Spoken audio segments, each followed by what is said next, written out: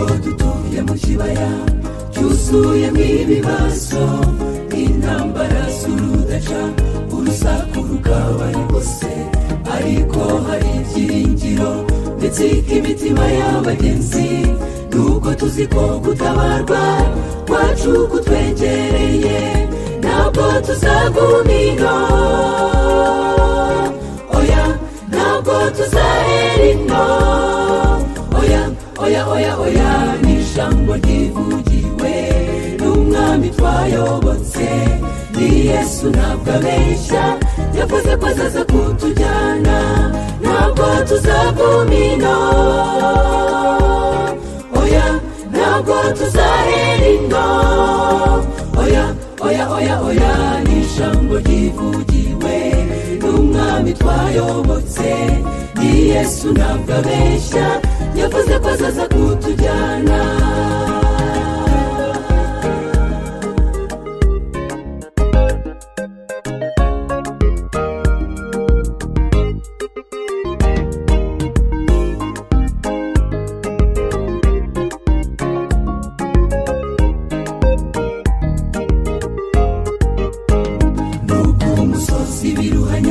Uremereye abagenzi, ariko ntidusubira inyuma, turifuza kugera hera, nubwo iyi nzira iruhanije, turagana igikundiro, twebwe ntitwasubira inyuma, ubu twerekeje i Siyoni, ntabwo tuzagumino, oya ntabwo tuzahera ino, oya oya oya oya, ni ijambo ryivugiwe n'umwami twayobotse, ni Yesu ntabwo abeshya, yavuze ko azaza kutujyana, ntabwo tuzagumino, oya ntabwo tuzahera ino, oya oya oya oya, ni ijambo ryivugiwe n'umwami twayobotse, ni Yesu ntabwo abeshya, yavuze ko azaza kutujyana, ntabwo tuzagumino, oya ntabwo tuzahera ino, oya oya oya oya, ni ijambo ryivugiwe n'umwami twayobotse, ni Yesu ntabwo abeshya, yavuze ko azaza kutujyana, ni ijambo ryivugiwe n'umwami twayobotse, ni Yesu ntabwo abeshya, yavuze ko azaza kutujyana, ni ijambo ryivugiwe n'umwami twayobotse, ni Yesu ntabwo abeshya, yavuze ko azaza kutujyana, ntabwo tuzagumino, oya.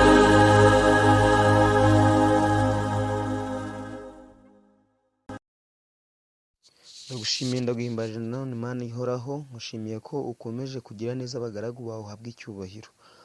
Aka kanya keza rero duciye bugufi kugira ngo utwakire mu mitima yacu, uduhe kugira ngo iri jambo tugiye kumva urisohoreze mu mibereho yacu kandi turyumvire, maze ubwo ugiye kwerekanwa tuzishimire kugusanganira. Tugire neza rero, duhe umugisha mu izina rya Yesu, amen.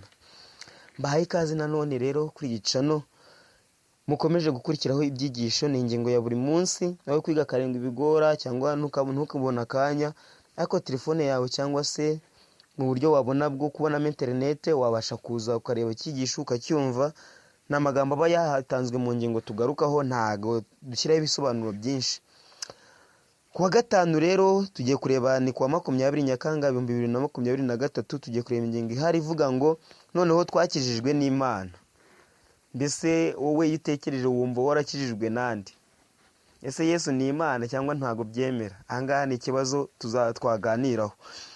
Ahangaha rero batubwiye ngo twongere dusome mu Efeso igice cya 2, turasoma umurongo wa 1 kujya kwa 10, wibanda ku mwanzuro Paulo ari mu murongo wa 8 n'uwa 10 kugeza kwa 10. Ni izihe ngingo agaragaza cyane igihe asoza iyi mirongo? Izi ngingo rero urazikuriramo, kuko ngiye kugusomera iryo somo, ubundi ibindi izo ngingo turaza kuzibona twitonze, kuko baba bazigarutseho bazivuga mu magambo yo hepfo. Iyi rero ni mu Efeso igice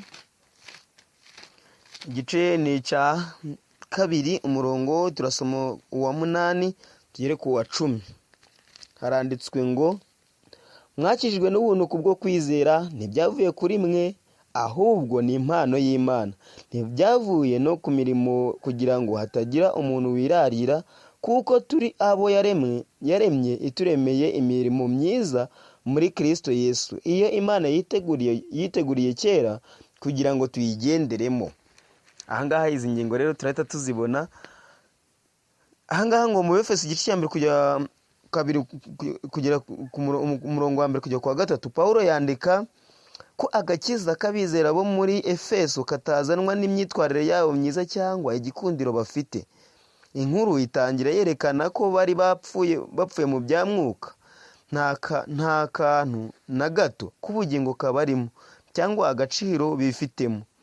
Bari baratsinzwe n'icyaha bidasubirwaho, nta bushake bagaragaza, ahubwo bazererezwa hirya no hino na Satani ubwe, hamwe n'ibyifuzo bya kamere yabo n'ibishuko byo mu bitekerezo byabo. Ntabwo bazi yuko bari kure kubi cyane birenze kuba badafite ubugingo n'imbaraga mu bya mwuka, hamwe n'inyoko muntu uko yakabaye. Ni abanzi b'Imana y'ukuri, kandi bagenda berekeye umunsi wo guhabwa ikibarindiriye no gucirwaho iteka n'Imana.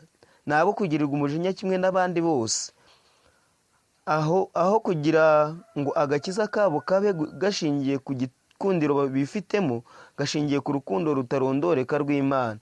Ahangaha ku bw'ubuntu bw'Imana, ntago agakiza k'umuntu wese nta mpamvu n'imwe yatuma ukabona, si ku bwiza, si ku bw'uburanga cyangwa izindi mpamvu, ahubwo ni urukundo rw'Imana gusa.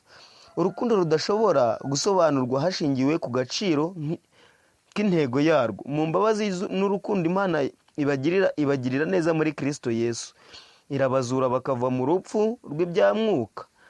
Ku bw'ubutabazi bw'Imana babona akayira kanyura aho Kristo ubwe yabaharuriye, ku ndiba y'urwobo rw'urupfu mu byamwuka no mu bubata buvuza ubuhuha. Nibwo bakuwe maze barazurwa kandi bajyanwa ahantu ho mu ijuru, bicazwa hamwe na Kristo ku ntebe y'ubwami bw'ijuru.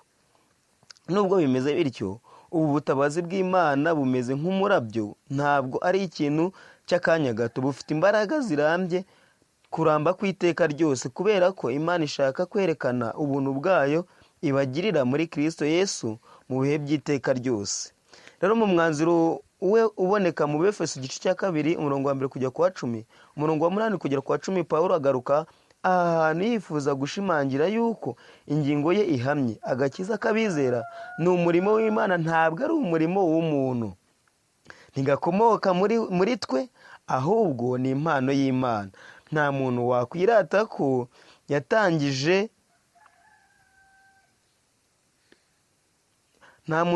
ko muri we yagatangije. Iyo duhagaze mu buntu bw'Imana, twebwe abizera tuba turi ukwigaragaza k'ubuntu bwayo, kandi ubuntu bwayo gusa rero nitwe murimo wayo uhebuje iyindi yose, abaremwe n'Imana muri Kristo. Amen. Aya magambo arasobanutse cyane. Agakiza k'umuntu ntago agiramo uruhare runaka ngo nakoze ibi nakoze biriya, ahubwo ni kubw'ubuntu bw'Imana twazuranywe na Kristo kandi twicaranwa nawe ahantu ho mu ijuru. Kubera iki ari ingenzi cyane kuri twe gusobanukirwa ko agakiza kacu gaturuka ku Mana, ko kadashinze imizi mu gaciro twifitemo cyangwa umuhati wacu. Ahangaha no kugira ngo Pawulo yabigarutseho kugira ngo umuntu atazirata imirimo ye cyangwa ngo akirara akavuga ko agakiza yakabonye kubw'ibyo yakoze, ahubwo ni kubw'urukundo rw'Imana. Kandi ni ingenzi cyane kumenya ko Imana idukunda kandi twitaho ko buciye n'uko bwije. Rero reka Imana idushoboze kugira ngo tumenye ko twakirijwe n'Imana atari kubw'imirimo yacu cyangwa se kubw'ibindi bikorwa runaka cyangwa kubw'uburanga, ahubwo ari ubuntu bwayo yatugiriye mu izina rya Yesu. Reka rero muri video ikurikiyeho turabona ibindi byo kwiga no kuzirikanwa, tuzabibona ejo. Reka Uwiteka abakomeze kubaba hafi kandi abagirire neza, nibyo mbifurije mu izina rya Yesu. Amen. Turagushimiye Nyagasani, nanone tugushimiye ko wadukijije kandi ubinyujije muri Kristo Yesu. Kubw'ubuntu bwawe twabashije kubona agakiza, uhabwa icyubahiro. Duciye bugufi rero kugira ngo uduhe kwakira neza, kandi twizere ko Kristo yaducunguye. Amaraso ye ntituyatisha agaciro, ahubwo tuyaha agaciro Mwami gakwiriye, maze ubwo ugiye kwerekanwa tuzishimira kumusanganira ku bicu. tugirire neza tube hafi, mu izina rya Yesu dusabye twizeye, amen.